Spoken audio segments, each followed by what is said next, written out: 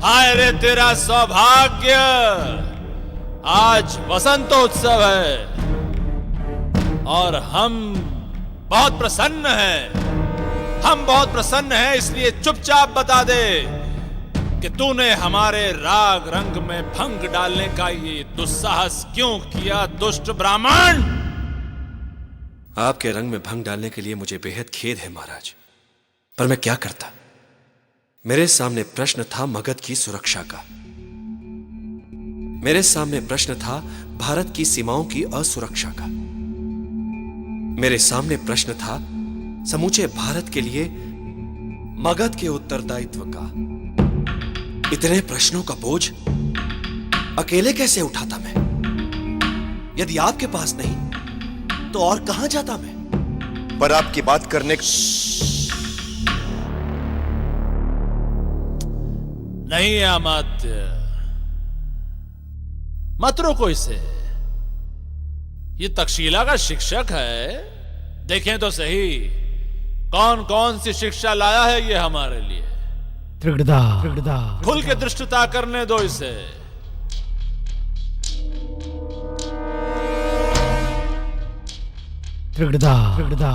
महाराज, मैसेडोनिया का राजा सिकंदर विश्व विजय के लिए बहुत बड़ी सेना लेकर निकल चुका है। पर्शिया तक पहुंच गया है वो। हिंदू कुश पार करे इससे पहले आप बिखरे भारत को जोड़ दीजिए, अन्यथा मिट जाएंगे हम। समय है हमारे पास बहुत कम। ये देखिए, ये भारत है और ये मगध। भारत का केंद्र है मगध। जब तक सिकंदर की सेना हिंदू कुश पार करे, आप सीमांत प्रदेश कैकय और गांधार को संधि से अपने साथ ले लें।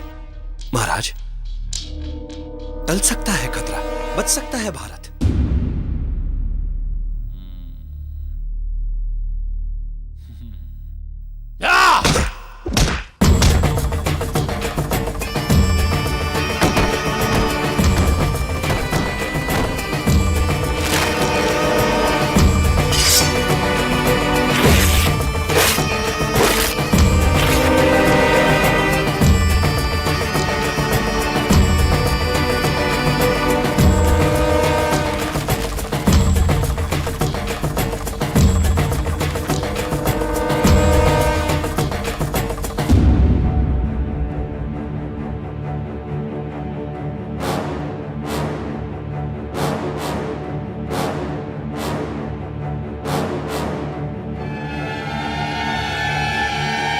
बहुत ले ली तूने हमारे धैर्य की परीक्षा।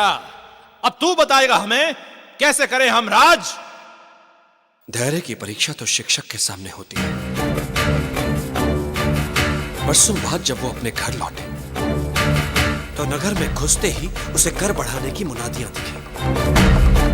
सजी धजी दुकानों के सामने गिड़गिड़ाती गरीबी दिखे। कर दो या सर दो जैसी धमकियां दिखी। मगध नरेश से किस तरह बात की जाती है ये तो पता नहीं है, और शासन चलाना सिखाएगा हमें। आप इसे अन्यथा ले रहे हैं। अगर एक शब्द भी और बोला तो जबान खींच लूंगा तेरी।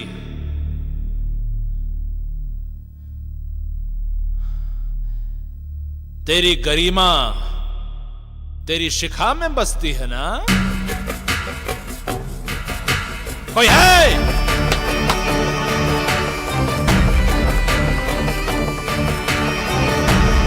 इसकी शिखा पकड़ के इसे बाहर फेंक दो।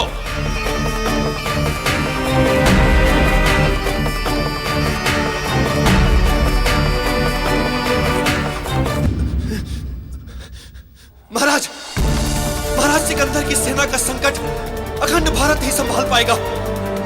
एक बार समय निकल गया तो इतिहास आपको कभी क्षमा नहीं करेगा। इतिहास आपको कभी क्षमा नहीं करेगा। महाराज, सिकंदर की सेना को मुंह तोड़ जवाब अखंड भारत ही दे सकता है। महाराज, बिखरे भारत को छोड़ दीजिए महाराज, अन्यथा इतिहास आपको कभी क्षमा नहीं करेगा। महाराज, अब भी समय है, समझ जाइए महाराज, मेरी विनती स्वीकार कर लीजिए। महाराज, महाराज आपको इतिहास कभी क्षमा नहीं करेगा। अब भी समय शेष है, मेरी बात मान लीजिए महाराज।